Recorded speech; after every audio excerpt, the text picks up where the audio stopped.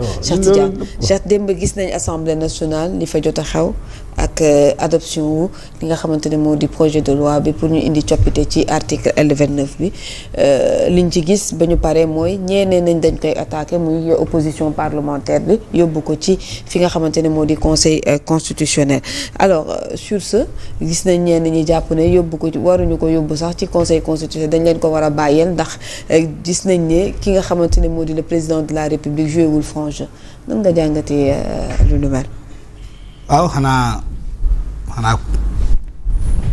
bon de toute façon c'est un peu compliqué ce qui se passe dans ce pays là démb maa seetaan président Lamine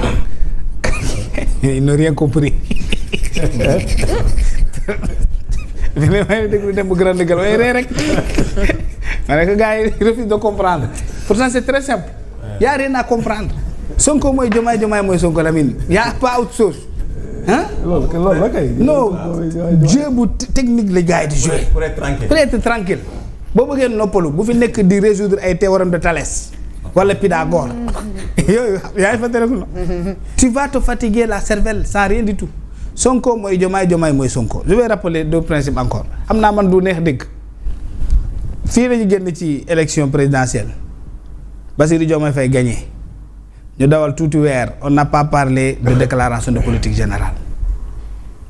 ñëpp di coow Sonko kañ lay dem assemblée nationale Diomaye ña tekk jàpp njaamuram damay toog xëy ba promettre ñu date boo xam ne Ousmane day dem assemblée nationale yaa ngi fàttaliku ko Alassane jàpp date bi ñu waaw góor Diomaye ndaanaan la Gaynde Njaay Ousmane génn def conférence de presse boobu ñoom Abdou Mbow ñoom Aïssata Tall Sall peut-être ñoom Thérèse ñoom Abdoulaye Diagne Kouramaki tu te rappelles kontaan nekk boo ñu fekkee fii ñu lay coob yaa ngi fatal ko waxu dama lay daggate lekk la waxu Kouramaki yooyu bu ñu changé règlement intérieur bi du ñëw voilà mu dem toog mu ne xoolal boo leen changé règlement intérieur du ma ñëw mu dawalaat 2 semaines xam nga ban la wax lan la wax nit ñi dañuy fàtte Sonko mu ne leen xoolal dinaa def déclaration de politique générale waaye du ma ko defee assemblée nationale damay def déclaration de politique générale ci mbedd mi société civile commencé jug di sóob xoolal Diomaye xam na de xam na ne loolu poudre de perlimpinpin la jaar naxe mbaay la moom xam na lu muy def mu ngi waajal lu muy def ñëw jàpp dat ñu naan waaw kay Sonko dina dem Sonko defaat conférence de presse ne leen boo leen ma fa gisee Bob Marley ngeen fa gis di ngeen tal leneen lu dul assemblée générale xaw ma lan déclaration de politique générale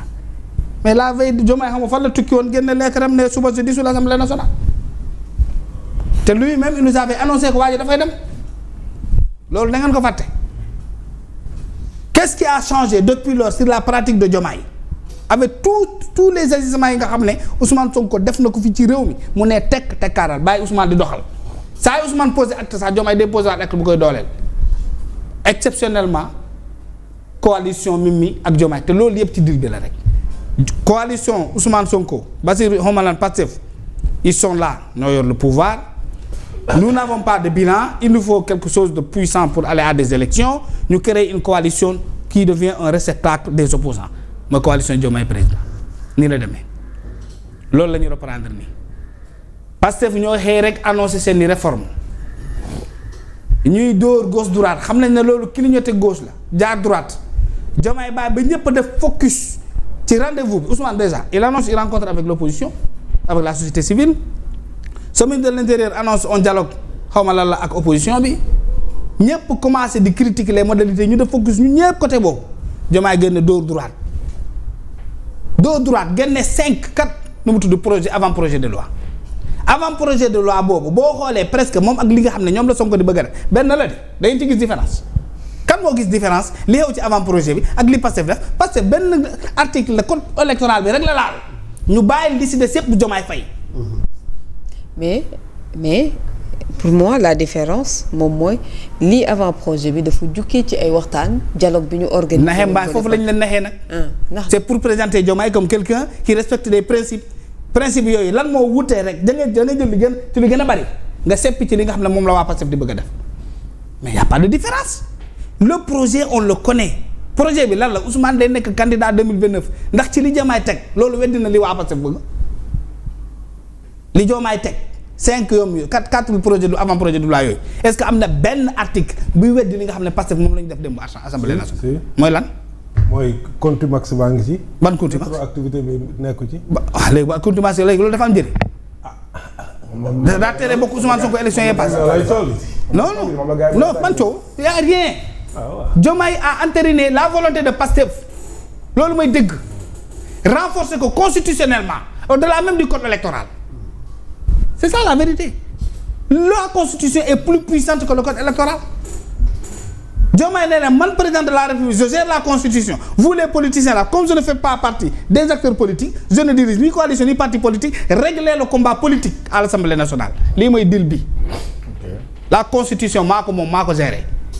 il y a pas de différence entre Ousmane ak Diomaye opposition bu ko gëm fii xamoo lu xew opposant bu ko gëm tu ne sais pas ce qui se joue sur vos têtes yan la ñuy nax yan la ñuy fowee et en cela on joue sur notre constitution on bafoue tout dans cette république pour la volonté d'une seule personne pour faire plaisir à un acteur politique boo xam ne moom défier na fi force de l'ordre défier justice défier kilifa diine défier état daan leen ñoom ñëpp mu nax leen daan pour satisfaire une personne boo xam ne a refusé même de répondre à une convocation de justice moo tax ma ne la le dernier rempart sur cette question de Ousmane Sonko là comme c'est le cas avec le rabat d'arrêt c'est la justice c'est à vous maintenant de vous affirmer parce que nga convoquer nit pour procès mu naan la ñëw ma nga atte ko nga naan ko da ngay fay lii mu nee la du gis dërëm toog ci télé ne du gis dërëm Mame Mbaye Niang décision de justice ba tey gisul dërëm yéen justice yéen ñi nekk ci justice bi les magistrats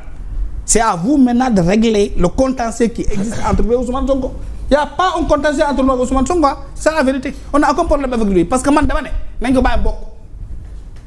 na dem ci élection lépp lu ñuy ran di ko voté Ousmane Sonko ak Bassirou Diomaye Faye mënatuñu ko gagné ci réew mi bu ñu nekkee ci lu ñu nekk nii loolu dëgg bu ñu changé wul il faut faire de la magie faire des miracles ñëw changer dund bi neex yooyu mën nañ ko waaye ñaari at yi leen dese 24 mois yi bu ñu nekkoon sax le plus grand magicien du monde duñ ko réaliser parce qu'ils n'auront pas de bilan parce qu'il n'y a pas de bilan maintenant l'échec là qu'ils ont ils veulent le remplacer par un divertissement collectif divertir l'opposition divertir la société civile divertir les acteurs les intellectuels divertir les journalistes divertir la presse divertir tout le monde pour que l'on oublie qu'on ne mette pas focus sur leur échec et leur échec il est là il est patent il est visible de tout le monde c'est une presse bâillonnée des journalistes emprisonnés des chroniqueurs torturés loolu mooy dëgg une population boo xam ne oubliée gerte gaa ngi fii ci tool yi ba tey kenn jënd ko étudiants yi seen bourse yi annoncé nañu ko nañu ma wax kat moo recevoir bourse am ils ont annoncé qu'ils vont payer la bourse familiale suspendue la politique sociale n'existe plus il y a plus d'infrastructures dans ce pays là on ne parle pas d'économie kenn waxatul lu Sénégalais yi mii noonu ñun lu ñu xamoon mooy adduction en eau potable électrification rurale émergence ces termes là yaa ngi koy dégg ci gémmiñu ñii ces termes là que nous avions l'habitude de faire ah li ñu daan wax émergence mooy nu mu tudd PIB à 2 chiffres yooyu lañu daan waxtaane notre diplomatie solide gagné Sénégal gagné rek nga daan def Sénégal gagné na même sur certaines institutions internationales les candidatures sénégalaises perdent duñ gagné am na ñuy nekk ay candidats fii ci réew mi dañ koy nëbb ndax ragal defet nga dem jël ko ba da ngay so boo gagné ngay génn di ko wax nit ñi c'est ça la vérité dans ce pays-là tout est à terre ensuite qu'est-ce qu'on veut nous faire croire que oui il y a un problème entre Ousmane Sonko et Bassirou il y a aucun problème entre les deux mën naa ko gëm nag à condition que ki nga xam ne moo yor nguur yàlla lu mu coppet ci doole may la ko nga utiliser ko nga exercer ko